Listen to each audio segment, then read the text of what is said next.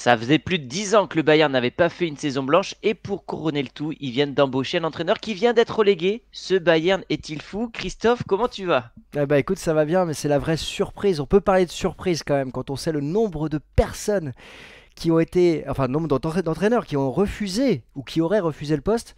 Tu passes de Thomas Tuchel, vainqueur de la Ligue des Champions, à Vincent Kompany, quatrième saison, cinquième saison maintenant en tant qu'entraîneur, ça pique?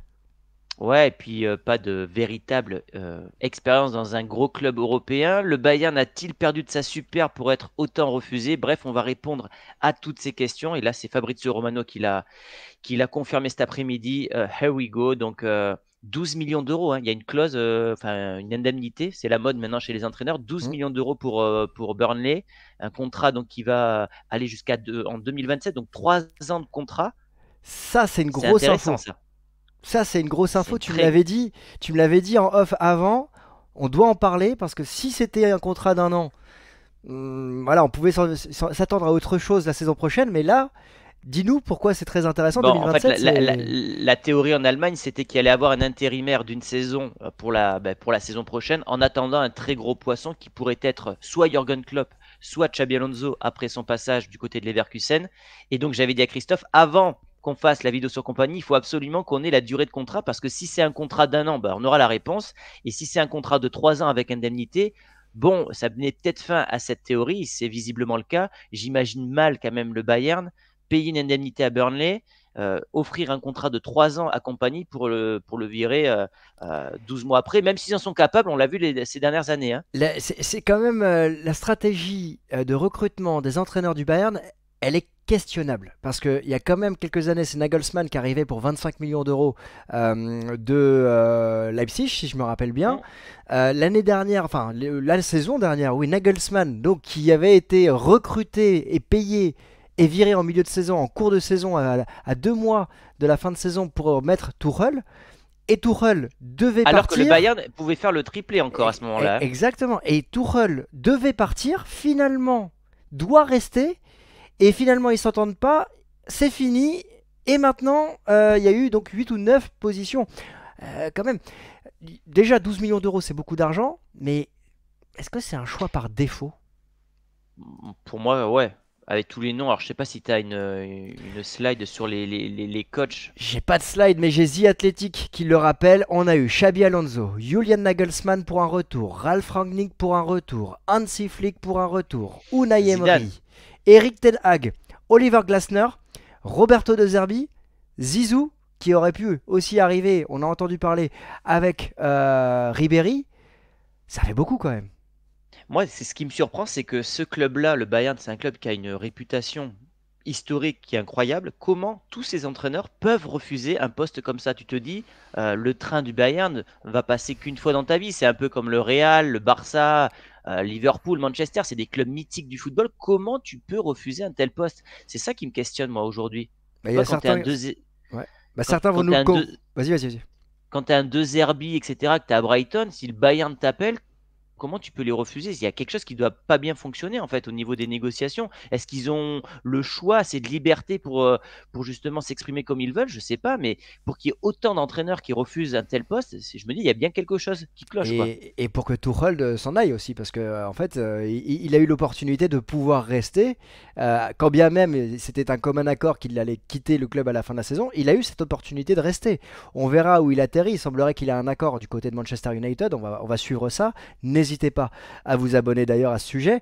Mais il y a une question enfin une phrase que je répète souvent, ça va devenir un, un gimmick, mais quand la tête est malade, en général sur le terrain ça se passe pas réellement bien. Et un intermédiaire, c'est l'entraîneur. Et rappelle-toi, quand Tuchel est champion à la dernière minute de la dernière journée la saison dernière, Hmm. dans les minutes qui suivent le titre, le 10e ou 11e titre de Swift, Oliver Kahn et Hassan Ils, Salihamidzic, ils out. sont virés.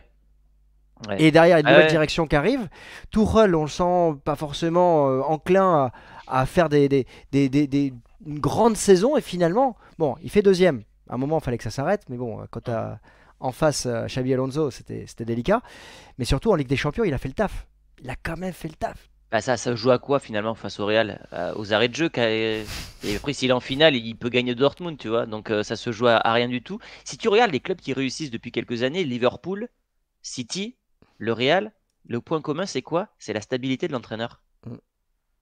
Et le Bayern, c'est tout le contraire. C'est tout le contraire. On avait fait, justement, on en avait parlé lors de l'intronisation de Tuchel. Souviens-toi, on avait dit, Mhm. ça fait beaucoup d'entraîneurs sur les 5-10 dernières années. Ça vient se rajouter parce que à l'époque où Nagelsmann signe, je suis le premier à te dire en off, parce qu'on n'a pas fait de vidéo à ce sujet, je t'avais dit, ouais, le gars il est là pour 5-6 ans, c'est le Bah jeune oui. entraîneur bavarois qui a tous les nouveaux codes du football, ils ont fait leur mercato pour les prochaines années, ça va cartonner. Finalement, c'est pas si mal que ça, c'est pas le super Bayern de Heynckes ou de Guardiola, mais ce Bayern ne pouvait pas de toute façon durer ad vita aeternam.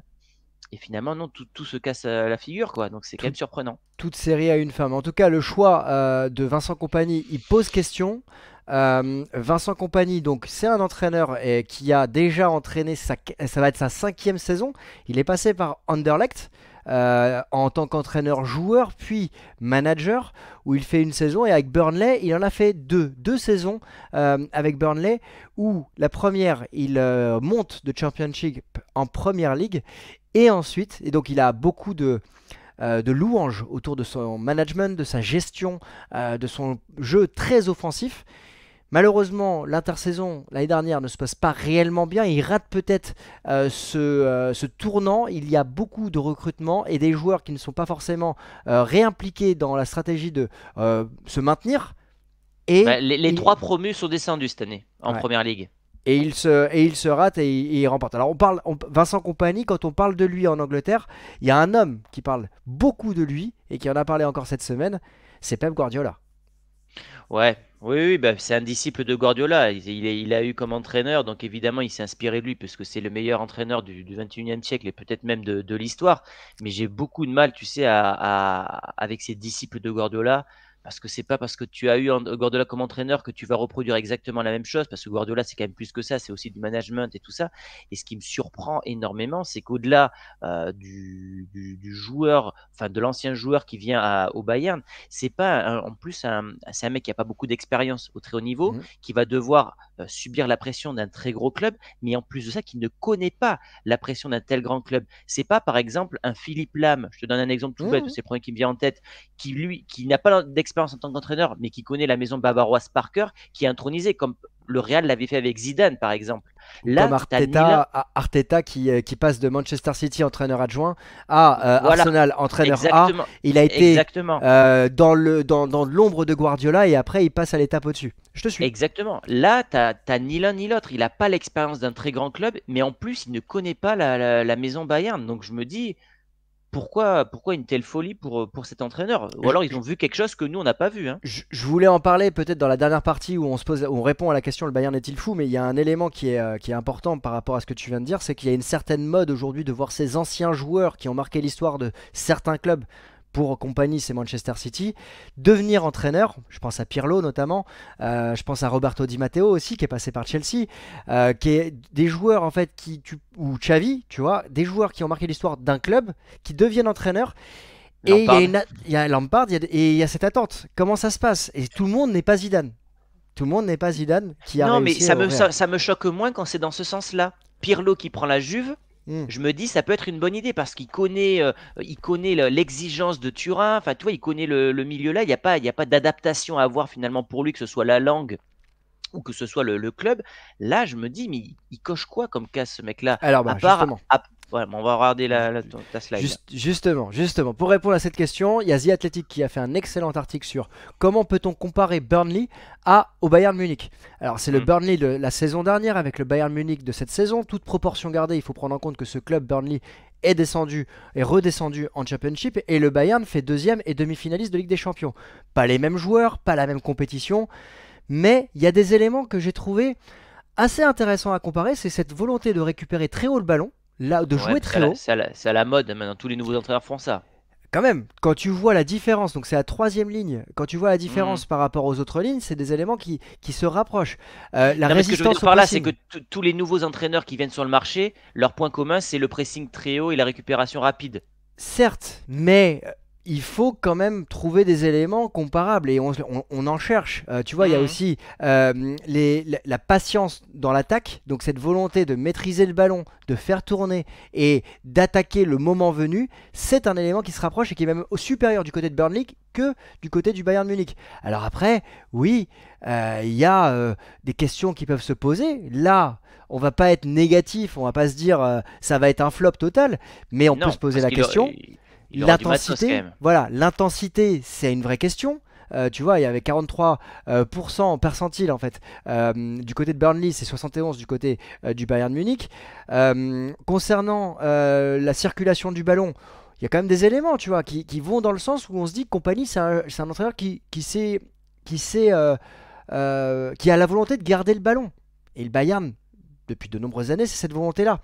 Après, moi, mon interrogation sur Vincent Compagnie, en dehors de celle que tu as citée, c'est comment lui va aussi s'adapter à ce club dans la gestion quotidienne. Parce qu'à Burnley, il était clairement celui dépositaire de tout. Il avait les pleins pouvoirs. Là, ça va être beaucoup plus quadrillé, structuré, et on dit souvent qu'il faut penser en dehors de la boîte, sortir de son cadre. Lui, il va être très cadré. Alors, Bah, il y a une est-ce nouvelle que direction déjà voilà, aussi. mais Il y a est-ce une que ça nouvelle. va pas l'aider aussi à être focus uniquement sur le terrain, à avoir son staff complet qui l'accompagne et justement avoir des résultats. Après le matériel, tu l'as dit, c'est pas le même que Oui, Burnley. oui, voilà, il aura déjà une vraie équipe pour peut-être proposer son style de jeu, mais qu'on se le dise, ça reste un pari énorme pour le Bayern parce que sur le palmarès de l'entraîneur, il n'y a pas de ligne en fait. Il n'y a pas de ligne, si ce n'est disciple de Guardiola. Il vient d'être relégué. Moi, je trouve qu'en termes d'image, c'est pas top. L'image renvoyée par le Bayern. Mm, Le Bayern, pour moi, c'est un des clubs avec le plus d'exigences au monde. mm. Quel message tu envoies à tes supporters après une saison blanche si tu recrutes un entraîneur qui vient d'être relégué?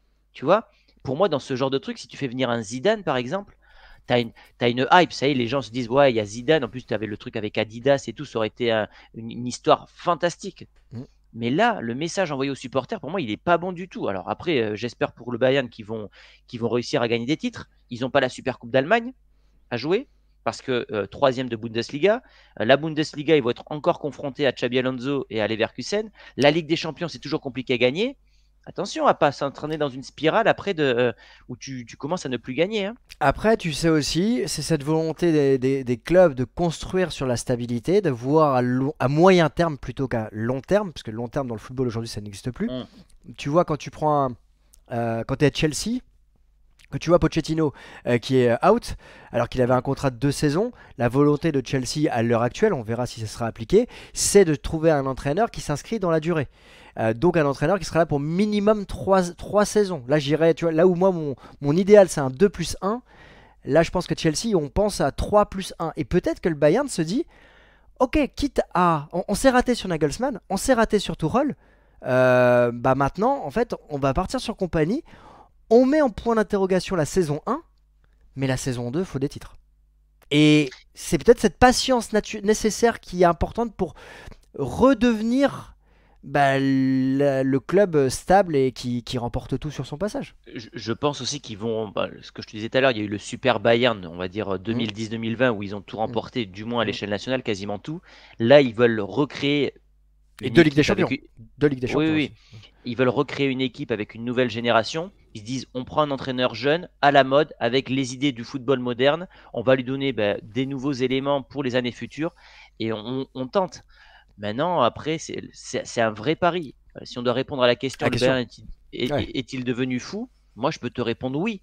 Parce que quand tu es en crise comme ça, ce que tu n'as jamais connu sur les 15 dernières années, prendre un entraîneur avec zéro palmarès qui vient d'être relégué, c'est de la folie. Mais après, de la folie, ça peut réussir, hein. Ouais, mais les exemples, les derniers. Alors, je te rejoins, je suis plutôt de ton avis. Habituellement, j'essaie aussi de nuancer, mais là, je t'avoue que j'ai pas beaucoup d'arguments pour te dire non, bah ouais, c'est un pari réfléchi.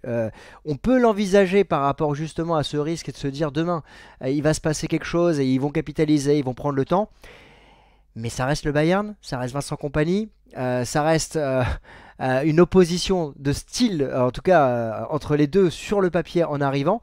Maintenant, ce que j'aime bien, c'est que c'est la rigueur, Deutsche Qualität. C'est un entraîneur qui parle allemand. Il va être intronisé la semaine prochaine. On est à 2 mois du début de la saison. Tout est fait pour que justement, voilà, mec, t'arrives, vas-y. Le T'as mercato va les- être intéressant à suivre Voilà, aussi, hein, voilà. pour voir. T'es libéré, on te fait confiance. T'arrives pas en milieu de saison, pression médiatique, etc. Vas-y, Il a annoncé déroule. très tôt, hein. Très très tôt. Fin mai, voilà, il va avoir le temps aussi de bosser jusqu'à septembre, de mettre son style de jeu en place. Bon, même s'il y a l'Euro et la Copa, etc.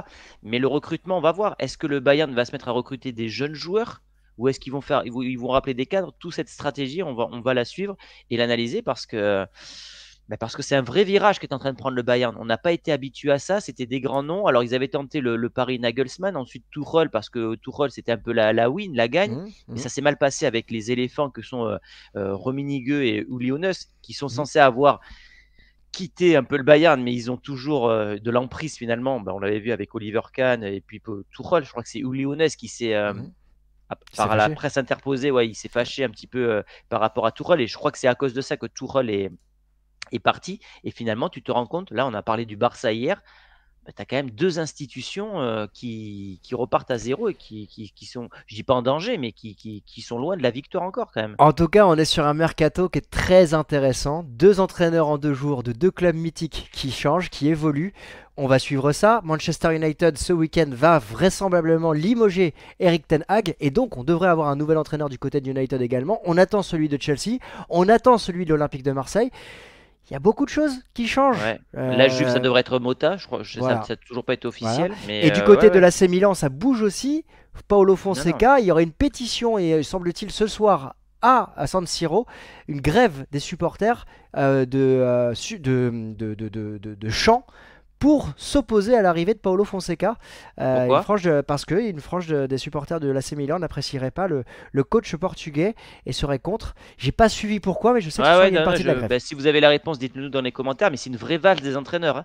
Là, je pense que tu vois, on part pour un nouveau cycle sur plein de Hmm. grands clubs et ça va être hyper intéressant. Il y a le mondial des clubs en plus l'année prochaine qui va être la première grande compétition de clubs qu'on va suivre d'ailleurs sur le vestiaire. Donc ça va être cool. On va être là Comme quasiment tous les dirait, jours comme, maintenant, hein, comme d'ailleurs. diraient certains, on a un planning, pas sur 3 mois, on a un planning sur 12 mois. Ouais, Soyez prêts, là, abonnez-vous. ouais. Là, je pense que non, objectivement, là, je pense que sur les 2 prochains mois, il n'y aura pas des vidéos tous les jours parce qu'il y a toujours des moments où on va devoir couper et tout, mais quasiment, je pense. Entre le mercato, les compétitions internationales, etc., la reprise des championnats, Mbappé et tout, On est chaud. ouais, on est chaud. Donc voilà, les amis, ce qu'on avait à vous dire sur Compagnie. Donnez-nous votre avis. Est-ce que pour vous, c'est un coup de génie ou un coup de folie? Et on vous dit à très très vite pour une prochaine vidéo. Bon week-end Ciao, les amis, salut! bon week-end.